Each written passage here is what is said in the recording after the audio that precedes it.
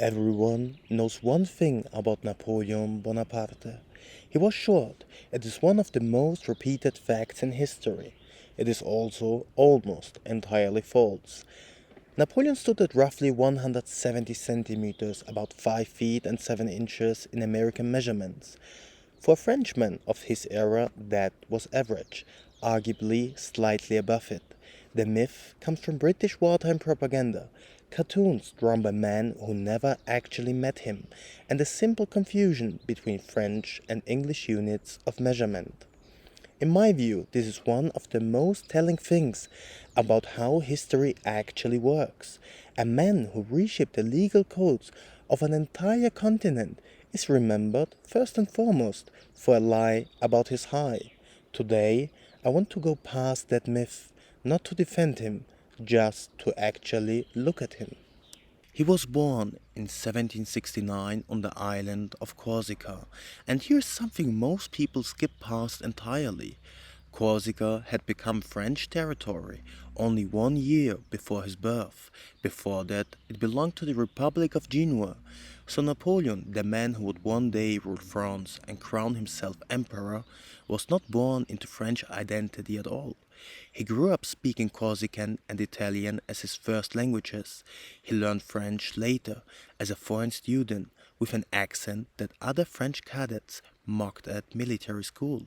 He was, by birth, an outsider to the very nation he would eventually command completely, and this detail matters more than it seems. Napoleon spent years being underestimated for exactly this reason. Provincial, foreign sounding, and low ranking nobility with almost no money. What he had instead was an obsession with reading. Multiple accounts from people who knew him personally described the young Napoleon as somebody who would run to libraries and devour history, Plutarch, Polybus, Roseo, the campaigns of Alexander the Great and Caesar. He reportedly carried a portable library with him even during military campaigns, sometimes close to 1,000 small volumes. And this is not a small detail. This is, in my opinion, one of the most underrated parts of his entire story. He did not simply have ambition, he built a private education in power, strategy, and leadership, almost entirely through obsessive reading, while officers around him treated their career as a matter of birth and not study. By the time the French Revolution exploded into chaos, Napoleon was ready in a way almost no one else was. He rose through the artillery, distinguished himself as the Siege of Toulon, and within a few short years commanded entire armies, not because of his name, because of what he had taught himself. Now, let's talk about Josephine, because this part of the story is usually flattened into a simple romance, and it was never simple. Napoleon married Josephine de Beauharnais in 1796, and the letters he wrote her during his early military campaigns in Italy are frankly intense. He wrote to her constantly, often more than once a day, describing himself as consumed by thoughts of her. In one surviving letter, he wrote that he had not spent a single day without loving her. This was a man writing in the middle of military campaign that would define the rest of his life, and he could not stop thinking about his wife back in Paris. And here's the part most retellings leave out. Josephine, during the same period, was far less devoted. She had her own affairs in Paris, while Napoleon wrote her one obsessive letter after another. When he eventually found out, something in him changed permanently. The desperate, almost embarrassing passion in his letter cooled into something colder and more controlled. In my view, this shift tells you something important about him. Napoleon was not a man without real emotion, despite how he's usually portrayed. He simply learned the hard way to never again let anyone see that emotion so completely. Now, let's get to the myths, because there are some worth correcting properly. First, the Sphinx.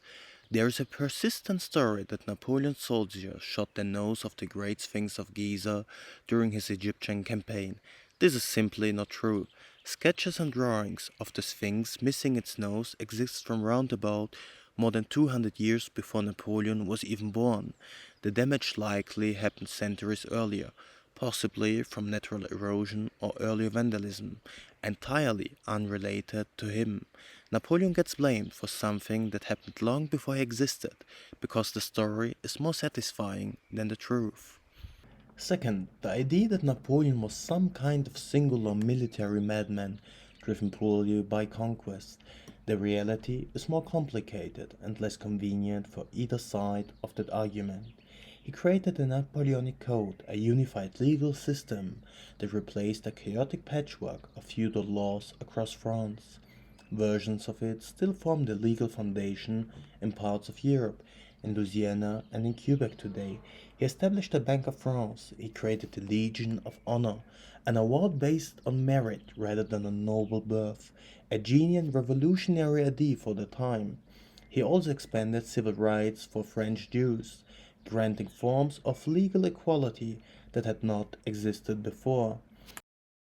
And then, in the same decade, he reinstated slavery in French colonies, reversing an evolution the revolution itself had achieved only years earlier. I'm not going to pretend that contradiction resolves itself neatly. It does not. In my opinion, this is exactly why reducing Napoleon to either tyrant or modernizer misses the point entirely. He was both, often in the very same year. And then, in December 1804, Napoleon did something that still shocks people when they hear the detail clearly for the first time. At his own coronation, inside Notre Dame, with Pope Pius VII present and ready to perform the ceremony, Napoleon took the crown from the Pope's hand and placed it on his own head. Then he crowned Josephine Empress himself immediately after. The message was unmistakable and entirely intentional. His power did not come from the church, it did not come from old bloodlines, it came from himself. A man born on an island that had only just become French, mocked at military school for his accent, crowned himself emperor of one of the most powerful nations on earth, in front of the head of the Catholic Church, and made the Pope simply watch. His downfall is more familiar, but the details are still worth walking through properly. After years of dominating continental Europe, the disastrous invasion of Russia in 1812 broke the core of his army, less through battle than through cold starvation and distance. He was forced to abdicate in 1814 and was exiled to the small island of Elba off the coast of Italy. Most leaders at that point would have just stayed there. Napoleon escaped within less than a year, returned to France, and raised a new army almost from nothing. This period is known as the Hundred Days. It ended at Waterloo in June 1815, where Allied forces under Wellington and Blücher finally defeated him for the last time. And this time, Exile was not just a small island near home, he was sent to St. Helena, an isolated volcanic island in the middle of the South Atlantic, thousands of kilometers from any major coastline. He died there in 1821, officially of stomach cancer. For decades afterward, a popular theory claimed he had been slowly poisoned with arsenic by his British captors. Modern analysis of his hair has found elevated arsenic level, but most historians now attribute this to common 19th century exposure, arsenic in wallpaper pigments, medicines, even hair tonics, rather than deliberate murder. The truth, once again, turned out less dramatic than the legend. What strikes me most, looking at the whole arc of his life, is how much of what we remember about Napoleon is actually about the myth built around him, not the man himself, the height, the Sphinx, even to some degree nowadays the madness. He was in reality an obsessive reader who built himself out of books, a man capable of genuine devotion who turned cold after betrayal, a legal reformer, and a man who reinstated slavery, sometimes within the very same brief. History rarely allows people to be that complicated. It prefers villains or heroes, not both at once. He was not short. He was not even meant to be French. He was not purely a tyrant, and he was not purely a reformer.